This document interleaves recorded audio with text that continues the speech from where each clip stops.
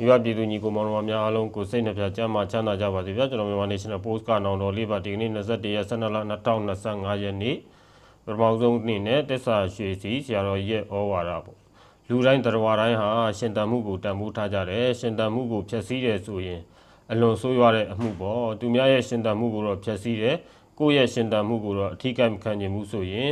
အဲ့ဒါစိတ်ယုံမှရှိတဲ့သူပေါ့သူတစ်ပါးရဲ့ရှင်တန်မှုကိုဖျက်ဆီးရင်ကိုယ့်ရဲ့ရှင်တန်မှုလည်းပျက်စီးရမယ်เนาะဒါကကျွန်တော်တို့ဒီကနေ့တိုင်းပြည်မှာဖြစ်နေတဲ့အခင်းအကျင်းနဲ့ထင်ဟပ်တဲ့ဩဝါဒလေးဖြစ်လို့ကျွန်တော်ကောက်နှုတ်ပြီးတော့တင်ပြနေခြင်းဖြစ်ပါတယ်19ရက်နေ့ကဆိုရင်ပဲမလိုင်မြို့နယ်အတွင်းမှာကျမရေးဝန်ထမ်းတွေအပြစ်မဲ့ပြည်သူတွေ PDF အကြမ်းဖက်သမားတွေကတပ်ဖြတ်သွားတယ်အဲ့ဒီဖြစ်စဉ်နဲ့ပတ်သက်လို့20ရက်နေ့မနေ့ကမှတာဝန်ရှိသူတွေကမနေ့ကညပိုင်းကသတင်းထုတ်ပြန်ထားတယ်ဒီဇင်ဘာလ19ရက်နေ့နေ့လယ်ပိုင်းက PDF အမိခံအကြမ်းဖက်သမားများပြည်သူလူထုကြားအကြောက်တရားလွှမ်းမိုးစေရန်ရည်ရွယ်ပြီးတော့မန္တလေးတိုင်းဒေသကြီးမလိုင်မြို့နယ်လယ်ကြီးကျေးရွာအုပ်စုလယ်ကြီးကျေးရွာနေအုပ်ချုပ်ရေးမှူး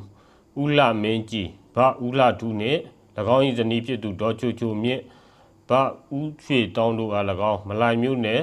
မြက်တီးချင်းမြောက်ကျေးရွာနေကုံစုံဆိုင်လုပ်သူဒေါ်လှရှင်းဗဦးမွှေးဒေါ်ရင်အောင်ဗဦးညွန့်ရွှေနှင့်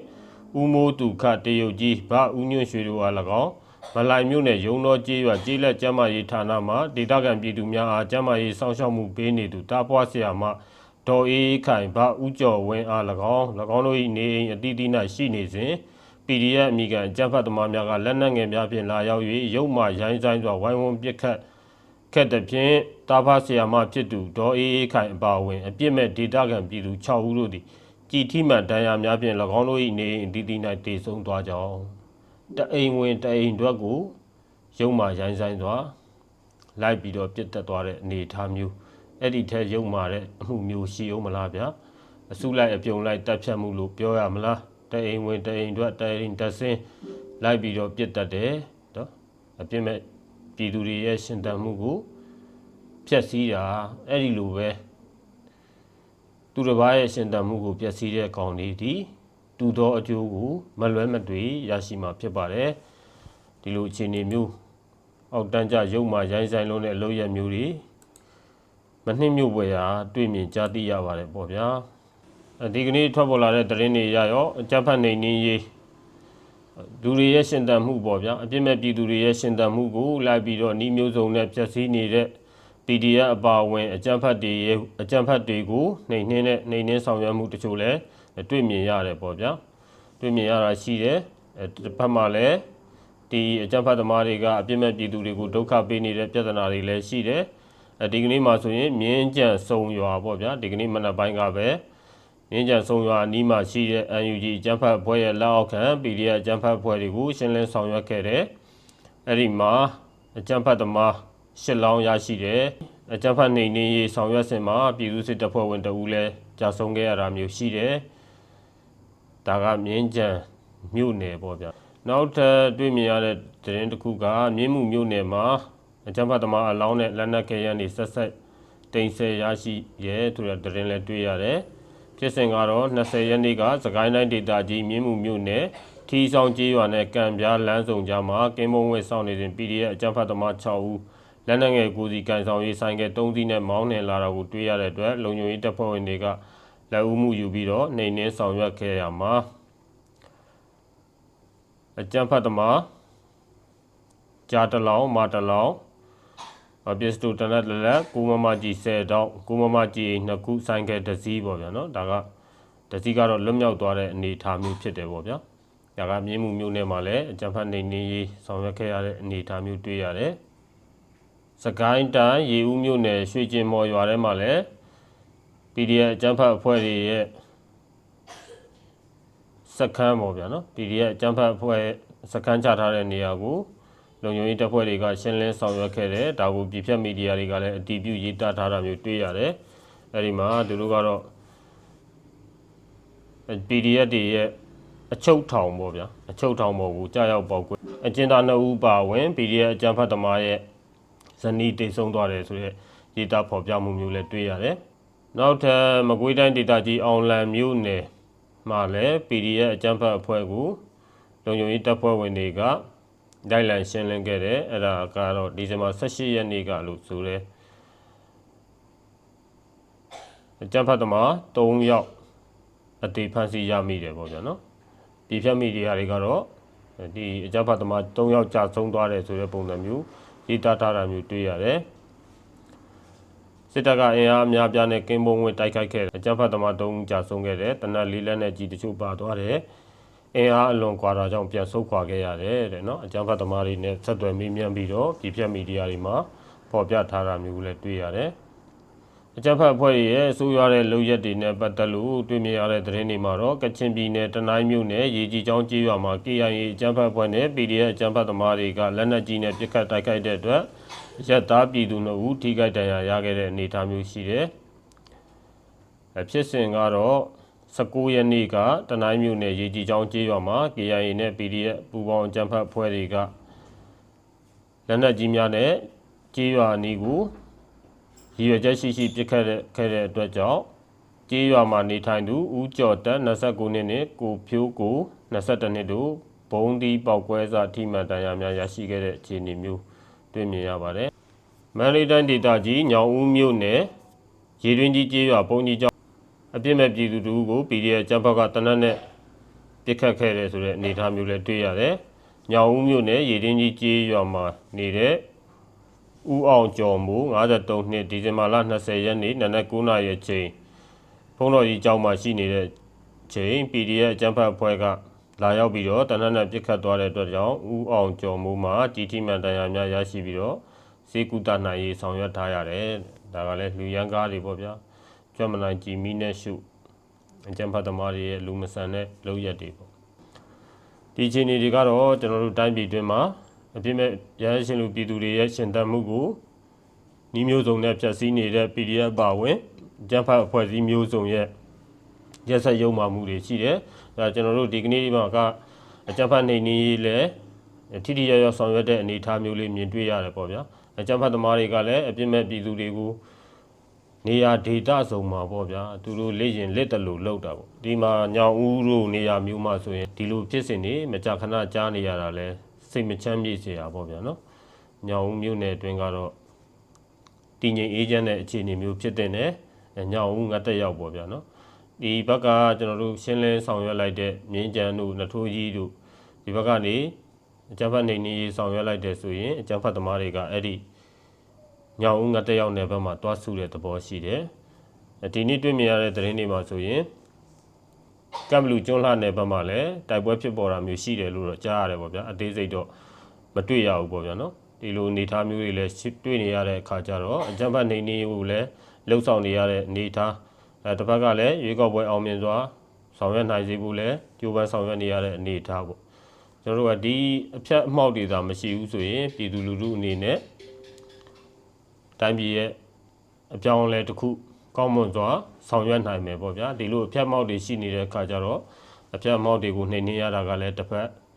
်ဒီရွေးကောက်ပွဲအောင်မြင်စွာပြီးမြောက်ဖို့ကလည်းတစ်ဖက်ဒီလိုအနေအထားမျိုးလုပ်နေရတာပေါ့ဒီအကြမ်းဖက်သမားလှုပ်ရှားမှုကဒီအပိုင်းအတွင်းမှာ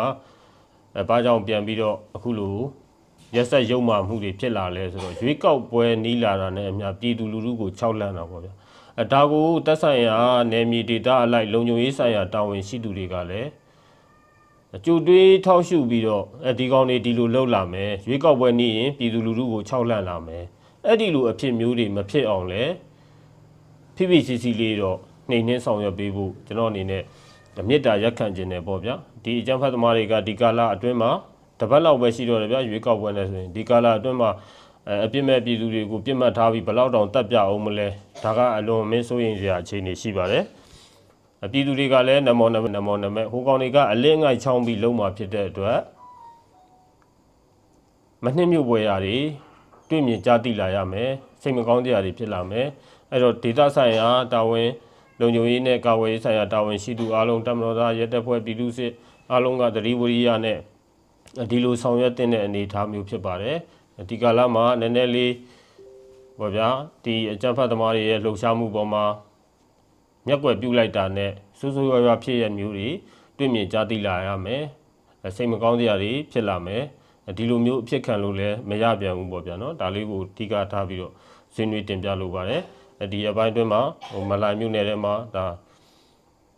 6လောင်းပြပြောမယ်ဆိုရင်တော့အစုလိုက်ပြုံလိုက်တက်ဖြတ်မှုပါပဲပေါ့ဗျာနော်တိုင်ဝင်တိုင်အတွက်ကိုလိုက်ပြီးတော့ပြစ်တက်သွားတဲ့အနေအထားမျိုးပေါ့လာတူပဲဟိုနေရာမှာပြစ်ခတ်တယ်ဒီနေရာမှာပြစ်ခတ်တယ်ဒီလိုပြည်သူလူထုကို6လန့်နေတာပေါ့အဲ့ဒီမှာသူတို့ကဒီလိုမျိုးအပြစ်မဲ့ရန်ရှင်လူပြည်သူတွေကိုပြစ်မှတ်ထားတိုက်ခိုက်ပြီးတော့မှတော်လှန်ရေးလူဂုံစားခြင်းတာအဲ့ဒါမျိုးကအဖြစ်ခံလို့မရတော့ဘူးပေါ့ဗျာအဖြစ်ခံခဲ့တာလဲထောင်တောင်းနဲ့ချီပြီးတော့တည်ဆုံးခဲ့ရပြီးပြီပေါ့ဒီကာလမှာတစ်ဖက်ကရွေးကောက်ပွဲလဲအောင်မြင်စေဖို့အကြမ်းဖက်သမားနှိမ်နင်းရေးကိုလည်း PPCC လောက်ကြဖို့တော့အထူးလိုအပ်ပါတယ်ဒီကနေ့ငင်းကြံနေတဲ့မှာစုံရွာနီးဝန်းကျင်မှာရရှိတဲ့ဗဒတ်တွေကိုမိရှုတင်းကျုပ်ပေးတာလေးလည်းမြင်တွေ့ရတယ်ပေါ့ဗျာအဲ့ဒါကဘာလဲလူတွေရဲ့ရှင်သန်မှုကိုနီးမျိုးစုံနဲ့ဖျက်ဆီးခဲ့ကြတဲ့ဒီဖြတ်မိတ်စာတွေတူသောအကျိုးကိုချက်ချင်းလက်ငင်းအကျိုးပေးတာပါပဲအဲ့ဒါလေးတွေကိုသိရှိနားလည်ထားစေချင်ပါတယ်ကျွန်တော်အနေငယ်ပေါ့ဗျာ NUG CRPH အဖွဲ့ကကောင်းနေနဲ့ပတ်သက်ပြီးတော့ဖြည့်ဆွတ်ဆွေးနွေးချင်တာလေးကဒီအချိန်မှာ